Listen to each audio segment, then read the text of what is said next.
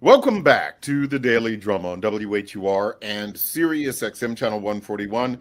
This is the Insight segment. I'm Harold Fisher. Tonight, we're talking about predatory debt collection. New figures show that every day low-income families are hit with harassing phone calls, threatening letters, and sometimes even lawsuits, many of them unjust, abusive, and sometimes just flat out illegal.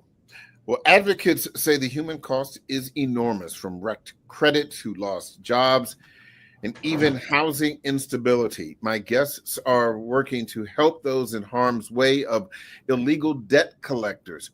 And there's also a new report showing how healthcare debt is driving some families even deeper into financial trouble. My guests are from Zedek DC, a nonprofit focusing on the legal and financial rights of DC residents. Ariel Levinson Waldman is the founding president and director counsel. Jennifer Holloway is a staff attorney, and Stephen Jefferson is the community outreach coordinator. Thank you all so much for taking the time out to talk to us. Thank you so much, Harold, for hosting us. Really appreciate the opportunity to talk with you and share more with the DC and Howard communities. So let me first kind of get an understanding for our listeners who don't understand what Zedek DC is. I mean, I kind of laid out a little bit of it, but give me a deeper dive, if you can, into what you do, how you help people who are trying to address debt. Sure. Zedek is this beautiful word from the Bible, from the book of Deuteronomy. It means justice. And as our name suggests, our mission is around increasing access to our justice systems in DC. And that's a really broad understanding of that term. So the court systems and the financial systems in particular, our very specific mission is to safeguard the legal rights and financial health of residents who are facing debt and other financial and consumer challenges. We do three main things. The first is direct services, free legal help, and free financial counseling. The second is community education. And I'm so glad that it worked out to have my colleague Stephen with us today. He leads our community outreach education program. Excited for him to be able to share more about that important work. And the third is our systemic work. Sometimes we know that there's not much that a lawyer or financial counselor can do because the rule is just wrong. It's backwards. It's not well thought out. It's causing unintended consequences. For example, for a generation, if you couldn't pay a traffic or parking ticket, both the district and Maryland and Virginia would take away your driver's license and your ability to get to work. We know that most jobs in the DMV require a car. And we looked at that and with a broad and strong coalition, we said, that's a backwards rule and it needs to be changed systemically. We worked with the legislatures of all three jurisdictions to update those rules and increase people's access. So that's kind of what we mean. That's one example when we talk about the systemic work. We do all three of those things in support of our mission. And in 2025, we are unapologetically saying that a major reason we do this work is to continue to address the fact that because of decades and centuries of systemic racism in our country and in our region and in this city, we have a massive racial wealth gap right here in the district. The most recent data says that statistically typical white, neighbors have wealth defined as net assets. It's 8,000% greater than our Black neighbors, 2,400% greater than Latino neighbors. We know that's wrong. We know that's a result of government and in some cases business policies over the years.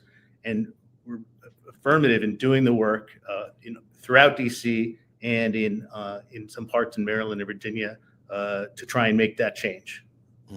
I did want to ask your opinion or your thoughts about something that happened this summer where there was, a move last year to remove any negative debt collection issues from being applied to a credit report regarding medical debt. Well, unfortunately, that this summer, that attempt by the previous administration was overturned, and that happened in July. Unless something has happened between July and today, medical debt collection, if you are in arrears or you are negatively impacted by it, it will still be on your credit report. That's absolutely right. And we are actively working in both the federal and in the District of Columbia space to address that problem because of a 180 done by the federal government, coinciding with the current Trump administration coming in and changing policy. We know that we have to encourage the District of Columbia Council to follow the lead example of Maryland and other states and provide a strong state level reform. My colleague Jennifer has been doing a phenomenal job in thought leadership in that work. So I want to turn over to her to share a little more about some of our partnership with Councilmember Christina Henderson and our vision for how change might occur. Go ahead, Jennifer, help yourself. Yeah. Thank you. So we have been working with Councilmember Henderson's office on a proposed bill to address medical debt in the fall. And as part of that, we're hoping that medical debt will be prohibited from credit reports, full stop. Currently, the 3 major credit reporting agencies have voluntarily agreed to remove medical debts under $500 from credit reports, and they're also delaying reporting medical debts until they're 1 year past due. So folks who have really small medical debts are seeing some positive impact from those voluntary changes, but they're just that, they're voluntary, and the credit reporting agencies could change their mind at any point. So we're really focused on codifying this in DC. Numerous other states, I think about 15 other states, now prohibit medical debt on credit reports. So we're hoping DC will do the same. You know, $500 is a start, but have you seen a medical bill? I mean, that's $500 is the cost of mucus recovery systems, or commonly known as Kleenex, or aspirin, or something like that. And so I think, to your point, Jennifer, there definitely needs to be, for some people who are really being smothered by that medical debt, it doesn't seem like 500 isn't very much. No, 500 is not very much. And with that amount, many providers are willing to work out a payment plan that folks can work on paying off over time. But most clients we see have much larger amounts of medical debt and get no benefit from the current protections. Stephen, I'll just and maybe this is where you're going with your question, but I'll just shout this out. We're coming at this problem, and I'm so glad you're raising it. Number one, because of the financial harms on the credit report, no question, those are very real and very serious. 1 of every 3 jobs in the region requires a credit report check to get the job. People need access to rental housing, to loans. Certainly, if they want to start a business, they need a loan. But the other reason, and in some ways the more serious reason, and Stephen, I think, has really seen this in the community, is that that's not only the people being financially harmed, because of the anxieties and the stress related to medical debt, we see people not going to get care at all or not getting the care that they need. And I don't know if it's helpful to have Stephen share a little about what we're hearing from the community, but that's another big driver for why we think this needs to have such emergency focus right now with all the Medicaid cuts from the federal government coming at us effective October 1. Well, Stephen, the question I was going to ask was not necessarily specifically about medical debt, but debt in general. When you are having conversations in the communities about addressing debt, what is the issue that you are hearing the most? What is the biggest problem? Well, the biggest problem, a lot of folks are not trying to get ahead of the game, and they're so far behind the game, they don't think that there's any hope. And I tell them to give us a call. I said, I don't care how big your debt is. And I said, you're not alone. The United States is in debt. So don't feel like we can't get out of this. But it's going to take patience, commitment, and a dedication. And I say, yeah, it's going to hurt a little bit. And I always share my story. I was in debt, and it took me a minute to get out of it. I had to make those tough sacrifices, but it's all worth it in the end. And even if you fall off, just get back on it again. Well, I guess my question is, and I get it. Yeah, you want people to call you, but I guess my question is, what are they telling you? I mean, there's all kinds of debt. So what are you seeing, and how are people getting into debt in the first place? Because you're not born with debt, but something happens. So what are you seeing as the root cause of people getting into debt? Financial education. Mm-hmm. That's the biggest problem. And what I mean by that is that I had financial education when I was in school. And of course, that was way back when we had dirt roads and covered wagons back in 1984. But it's not in the school system anymore. They don't have a component to really educate folks. And then the financial literacy part is the outcome of them practicing it. So that's something that we offer at ZEDEC DC as well, as a young adult financial empowerment program. And it's about education. And I know we say that there's a huge wealth gap between blacks and white, but I believe it's a bigger educational gap, because once you're educated and you're able to play, now you went from financial education to financial literacy. And it's such a blessing to see folks that do participate with our financial counselors and in our financial empowerment program to come out and say, wow, I can really see and breathe now. Because if you have a lot of debt, but then when you get paid, you're out of money by 8 o'clock that night, it's more of the education piece, just trying to figure out what can you do to change and make those change sustainable. And I tell folks, we got to get back to cooking. You know, cast iron skillets are going up now because everybody want to cook again. But we have to get back into the basics. And that's what we don't do a lot, is going back to the basics. We see other families doing it.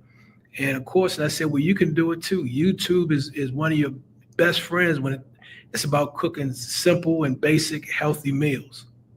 Well, and I think you make a really important point. And I think, yes, cooking is one thing that I think a lot of people don't do because of convenience. And so what happens as a result of the fact that they are not cooking, they may be eating more fast food. And in order to get the fast food, they may do Uber Eats or some other kind of rideshare delivery program, which is sometimes as expensive as the meal that you order. And then they have other kinds of, one of the things I found to be particularly shocking is if you want to buy something online and it costs $20, but then you can stretch out the payment of $20 over the course of 4 months, so you can pay $5 a month. And I laugh, but Ariel, I think that is indicative of the bigger problem. Yeah. Well, yes, and everything that Stephen said, and to your question as well, we know that medical debt, you were asking what are some of the things we're seeing, and medical debt is now more common than student debt in terms of burdening people. It's associated, medical problems are the number one thing associated with bankruptcy in the United States. And we see those pressures coming in the door in intakes and in community sessions. And so it's a combination, what we say is we got to change the rules. And through that wonderful program Stephen was describing, we were working with young people. And so if there are people who be listening, we have these terrific programs for 18 and up, both college students and folks into their young adulthood, where we're working on building sharp financial toolkit sets, as well as we fundraise so that every participant can have a newly seeded investment account with at least $100 in it, 3 years of administrative costs covered, because the education without access to tools, access to assets to build that wealth, and access to tools to avoid those credit problems, we know that those are necessary building blocks to change. We also know that the rules have to be strengthened, and that's where that systemic work comes in. Mm-hmm. There are a lot of families that just couldn't afford a $400 medical emergency. And as your question before alluded to, those bills oftentimes are far higher. And a lot of times the reason for that is because the charity care rules weren't clearly explained or followed. It's because the billing wasn't transparent. And so there's a lot of work that can be done with our provider, hospital, nursing care community to address the medical debt piece that is part of the larger problem.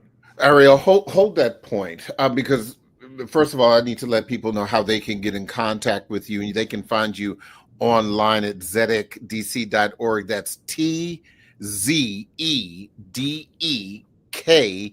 TZEDEK.org. Also, that'll be posted on our website on WHUR.com tonight. Lots of information to get to, including what your legal rights are. So please stay with us. The Daily Drum will continue on Sirius XM channel 141. I'm Harold Fisher. This conversation continues in just a bit. The original Quiet Storm with Raheem Devon is next on WHUR. We'll be back on Sirius XM in just a few seconds.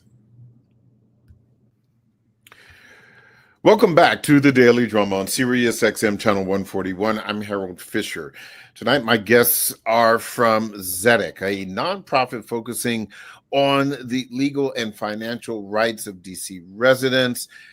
My guests include Ariel Levinson-Waldman, founding president and director counsel, Jennifer Holliday, a staff attorney, and Stephen Jefferson, community outreach coordinator.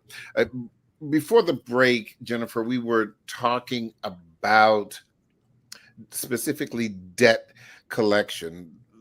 I don't think a lot of people understand that they have certain rights that apply to phone calls, letters, and other kinds of communications. Can you kind of run down what the rights are for people who are receiving these kinds of debt collecting communications?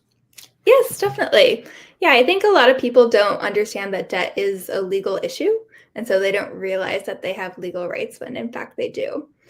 For example, if someone is contacted by a debt collector, then they have the right to request information from that debt collector validating or proving why they owe the debt. So the debt collector has to send them information about, where the debt originally came from. They have itemized statements, proof that the debt collector is now the entity that owns the debt and the person should be paying the debt collector rather than the original creditor. And if someone sends that request in writing within 30 days of initial contact, then the debt collector has to stop contacting the person until they have sent that proof about why they think that you owe the debt. People also have the right to tell debt collectors to stop contacting them. They can do that at any point, and you can send a written letter. We have some sample letters. The Consumer Financial Protection Bureau does. DC Office of the Attorney General has some sample letters as well. And you can just tell debt collectors that you don't want to be contacted any longer, and then they have to stop. That doesn't necessarily make the debt go away, but it can stop the harassing calls, texts, emails, letters, etc. There's also different rights if you get sued over debt in DC. For example, if a debt collector or creditor wants to sue you over debt, there's a whole long list of things that they have to include in the complaint and proof that they have to show in court to get a judgment against you. For example, their complaint has to say that you may have income that is protected For example, any Social Security income is protected from garnishment. It also has to include the number for the DC Debt Collection Defense Hotline, which we help staff along with legal aid, where folks can come for some free, brief legal advice about debt collection cases or potential representation. It has to say that the debt is filed within the statute of limitations, which is 3 years within DC. Has to include a GPS time-stamped photograph of proof of service. There's a really long list of things. And if a debt collector or creditor sues without including any of that required information, that can be both an affirmative defense and a potential counterclaim against that collector. So that's part of the reason we recommend reaching out, because there's so much that we can really help patients parse the information. Go ahead, Ariel. I'll just build on that briefly by saying, really want to put an exclamation point on that last thing that listeners heard Jennifer said, is that all these rights are in the law and they're publicly available. But like so many things, it helps to have help.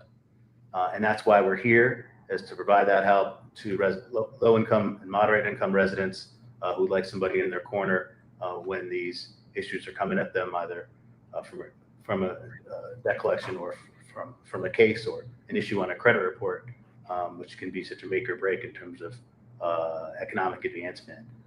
The one other thing I want to shout out in this context is your question is so right on, which is these rights are not broadly known. And one of the challenges is that these are in some ways new pieces of information. A lot of these debt collection requirements that Jennifer was so expertly walking us through took place just in 2023, which when they took effect after a very long process of changing the law in the DC Council and partnering with Council Chair Mendelson and the Office of the Attorney General. And this didn't come out of nowhere. This came out of feedback that the DC community shared. In a 600 plus families got together in a survey and were asked, what are your big problems in life? And high on the list, something called the Community Listening Project, was people saying debt collection, those harassing calls and texts and letters and dings on my credit report, and I need something done about that. And that led to a multi-year debate and process through our home rule reform process. It's how it should be. Us DC acting as a state to improve our public policy, change the rules. And that resulted in these additional protections that took effect in 2023. And it's our job, it's our mission, it's our goal to make sure we get that information clearly in English and Spanish and other of the many languages spoken in the district to residents. And for those that want help, want formal help in a court case, to be there to provide it. And so that's why we do what we do. One of the things that I think is important for people to have a clear understanding about is if anyone has ever received a debt collection call ever, and I remember a long time ago in a galaxy far, far away that I received one, and I remember that some of these calls can be aggressive, some of them even abusive. So Jennifer, what is the difference between a legitimate debt collection phone call and one that is abusive or even an illegal practice? Yeah, so they should be able to give you information about where this debt is coming from. They should be able to tell you, for example, they purchased this debt from American Express, for example. And let me stop you there.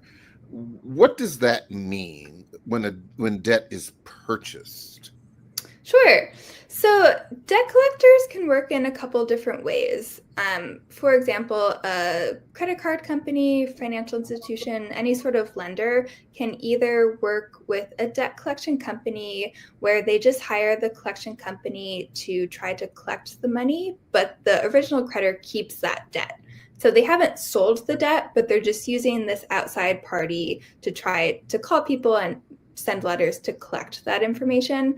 But if you're paying it back, you're paying it directly to the original creditor. So whoever you got the money from, you're paying them back directly. On the other hand, some debt collection companies purchase that debt from original creditors, and so then they own that debt. Oftentimes, debt can be purchased for pennies on the dollar. And so, a debt collector could buy $10,000 worth of debt for a couple $100s. Then they have the legal right to collect on that debt, and that's why they're reaching out to you. But they should still have the information about where the debt originally came from. Part of what we've changed in DC is that if debt has been sold and you're trying to sue over it, they have to be able to show kind of the chain of title, showing who had the debt originally, who it was sold to next, and then so on, to show that whoever is now suing is the legal owner of the debt and actually the one who's entitled to be repaid. Mm-hmm. So when you're talking to a debt collector on the phone, they should be able to give you the information about that original debt. And if they can't, it's potentially a sign that's a scam or that it's been sold so many times that that information's been lost. They should have information about an address that you can mail them a debt validation letter to. You should never feel pressured to pay anything over the phone. And there's certain hour restrictions. People can't call super late at night or early in the morning. They can't be calling you more than a few times a day or week. And I'll say if you ever feel uncomfortable, you can always hang up on someone. Don't share any personal information over the phone unless you're sure that who you're talking to is legitimate. Maybe you've had a couple of calls with them, you've looked them up online, and you're really interested in coming up with a settlement or payment plan. But that's also something we can help with. And so if you have any questions, you should reach out for some more assistance, because scams and fraud are just really on the rise these days. And so we want to be wary about sharing personal information or just repaying any alleged debt over the phone. So here's the point.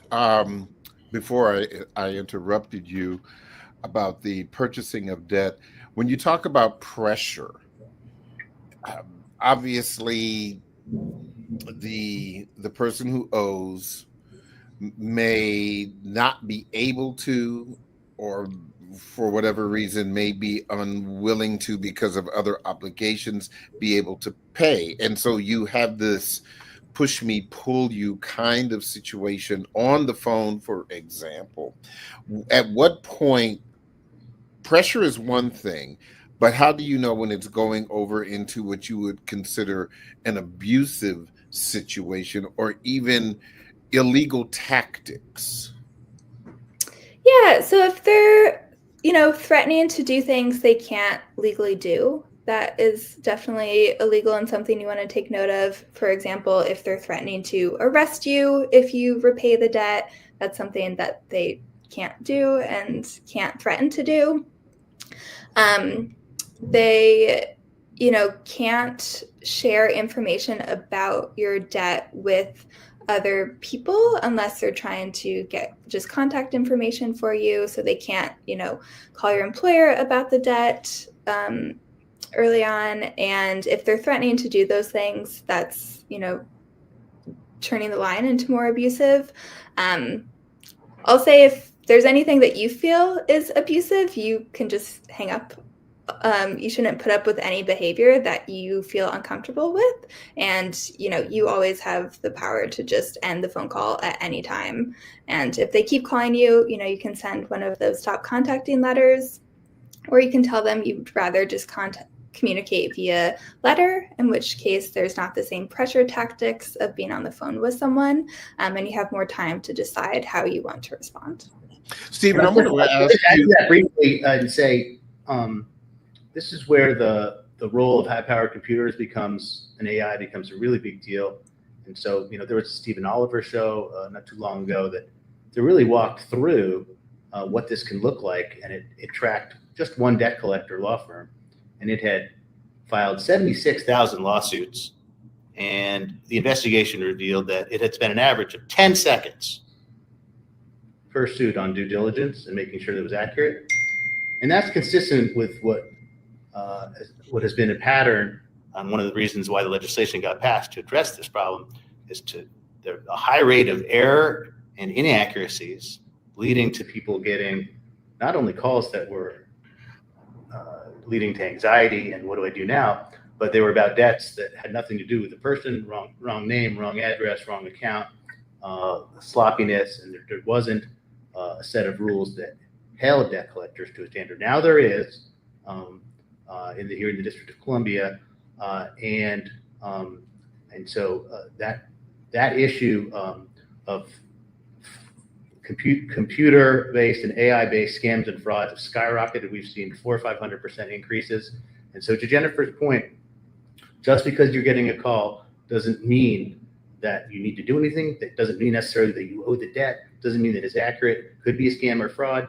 Could be an inaccurate statement. And the burden is on the debt collector to provide that documentation. And you have the right, going to your earlier question here, everybody listening here has the right to demand that documentation and to reach out for help if they have any concerns or questions before they pay a dime. Mm-hmm.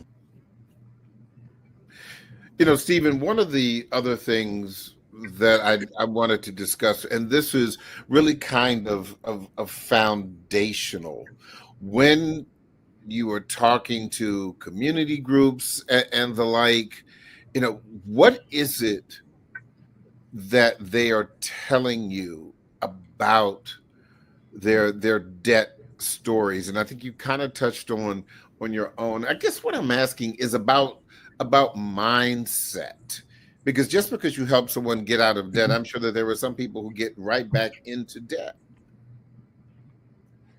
Yeah, and that is so true. And I can testify and say I was one of them. Mm-hmm. That you get back into it. So why did that happen? And what is it that continues to perpetuate that cycle? It's as you said earlier, it's part of a mindset. And I share with people that sometimes there are different ways that we could change our mindset. And I always share with them, tell me something that you want. And I said, I want you to take a picture of it, and I want you to put it at eye height on your bathroom mirror, on your refrigerator door, and on the back of your front door. And I said, a lot of times that'll help you stay focused on not spending what you don't have because you're saving for what you want to get. And I said, it sounds crazy, but if you and I told them something as simple as you might want a vacation. You say, hey, I want to go here, and it's going to cost me $2,000 or $3,000. Well, when you make that morning run to the restroom, you're like, oh man, you know, I don't even feel like going to work today. Deal with my boss, deal with my coworkers. But when you see what you're shooting for, it helps you to change that mindset. So when you go to the refrigerator and say, oh, it's nothing here to eat, I want to go eat out, or like you said earlier, go to get DoorDash or UberDash or Uber Eats. And then you say, nah, I'm saving for this trip. So let me just eat what I have in the refrigerator.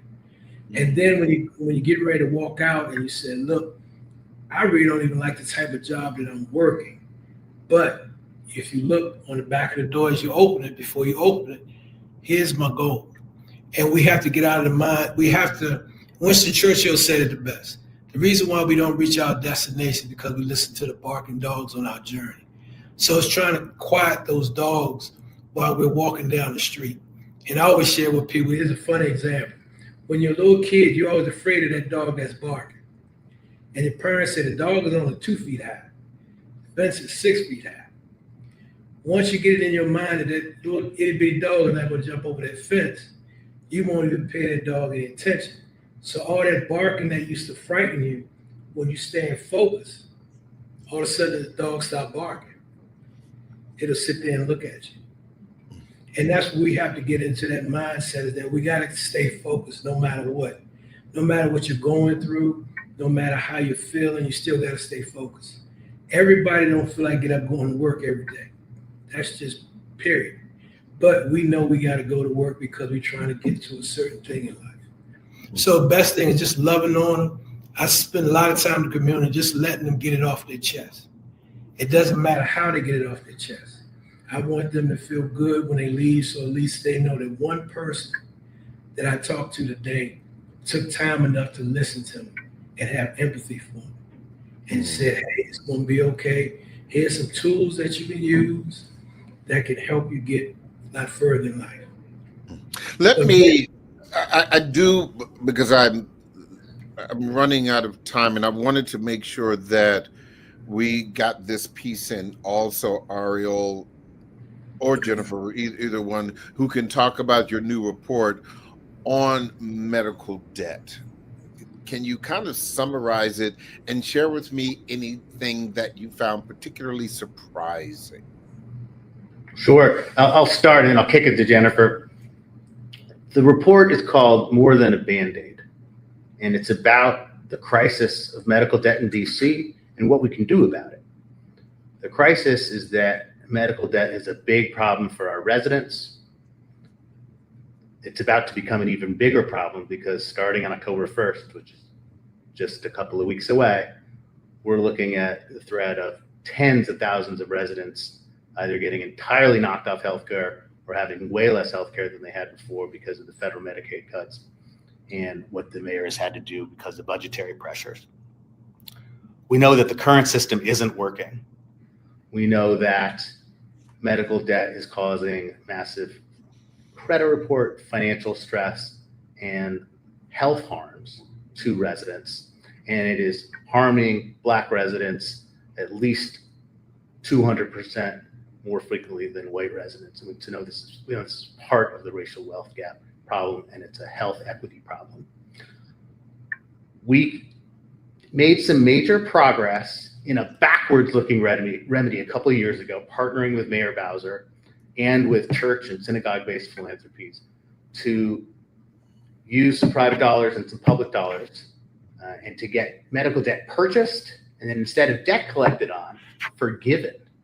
And the hospital got some revenue, and the individual patient had the debt come off of their credit reports and no tax consequences. It's a good thing, but it was an emergency bailout. Mm-hmm. And we know that we can't have a system that just requires emergency bailout after emergency bailout after emergency bailout. We got to fix it going forward. That's why we put together this research, working with best practices from around the country, deep research dive from what the smartest reforms in all the other states have been. It's where Jennifer and our group of colleagues working on this have drawn from and have started this really exciting set of work with our DC Council Healthcare Committee Chair, Christina Henderson, and her team on reforms in the district. And those are pushing forward in some exciting ways within the council. They addressed the topic that you raised earlier, credit reports and getting medical debt off of credit reports, as well as some other topics. And I'll kick it to Jennifer to talk about some of the other important things in our recommendations. In that report, I'm particularly interested in we know that debt is bad. We know that medical debt has been problematic. But specifically, was there anything in this report, Jennifer, that you found particularly remarkable or something that you may not have known before? Sure. I think something a lot of people don't know is that insurance is actually not a strong predictor of protection against medical debt. And so, for example, DC has really high rates of medical insurance coverage, some of the highest in the country. But the most recent estimates show that about 20% of DC residents still have medical debt. So just because you have insurance coverage, that doesn't protect you against debt from copays, coinsurance, high deductibles, etc. We call this the underinsurance problem. Mm-hmm. Yeah. Relatedly, chronic illness is a much stronger predictor of medical debt than having insurance or insurance coverage. And that makes sense because people with chronic illness are using and accessing healthcare a lot more frequently. So even if they have small copays or coinsurance, et cetera, they're having to pay that a lot more frequently. Like Ariel mentioned, I think a lot of the racial and gender disparities are pretty surprising as well. Just in DC, reiterating, Black people in DC are twice as likely to have medical debt than their white neighbors. Nationally, Black people are 3 times more likely to get sued over medical debt than white people. So even, if people have medical debt at the same rate, you're more likely to get sued just because you're Black across the country. And Black people have higher amounts of medical debt that they owe than white people on average. There's also different disparities in terms of gender, and specifically with new mothers. New mothers specifically are twice as likely to have medical debt as women who haven't recently given birth. And there's some racial disparities in there as well. So, medical debt really is a racial and disability justice issue. I only have a couple of minutes left, Ariel, and if you could give some advice for someone who realizes that they have debt, medical or otherwise, and they want to start. I mean, what do you advise them to do? What is the first thing that they should do to try to address their debt issues? First thing is pull the credit report. Take a hard look at what the official record about your debt says, and either on your own, or we recommend sitting with us or another trusted place. But this is what we do, and what our terrific financial counselors and legal advisors do is go line by line with us and go through that credit report, make sure it's accurate. And where it's not accurate, where there's something harming the credit report,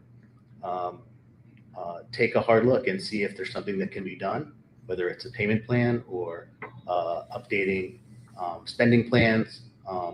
We do work with folks both on kind of an individual one session basis, and then getting folks into financial coaching. It's just like going to the gym. It's a lot easier to do when you have a coach to help you, to remind you, to keep you on focus.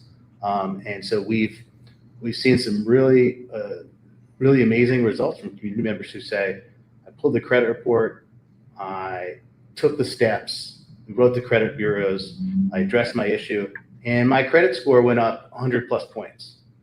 And I'm seeing the changes in my life in terms of owing lower interest rates on anything, in terms of being cleared to buy something I wasn't cleared to buy before, in terms of having any loans that I want to take out be less expensive to me, in terms of being able to get approval for rental housing access or get through the job review, since we know that 1 in 3 jobs requires that credit report. So you got to start somewhere, and the first place to start is making sure you have full knowledge and the power of that knowledge, and that's in the credit report, and then taking a hard look at it. And we recommend coming to talk to us about it. Our services are free, and we know that people benefit from having a coach to get started. I think that's a great place for us to end this conversation. But I want to thank all of you, Ariel Levinson-Waldman, Jennifer Holloway, and Stephen Jefferson. Thank you so much. Good luck to you as you all continue to help the community and help people get out of debt. I appreciate your time. That is the Daily Drum for this Tuesday, September 16th. I'm Harold Fisher. Good night.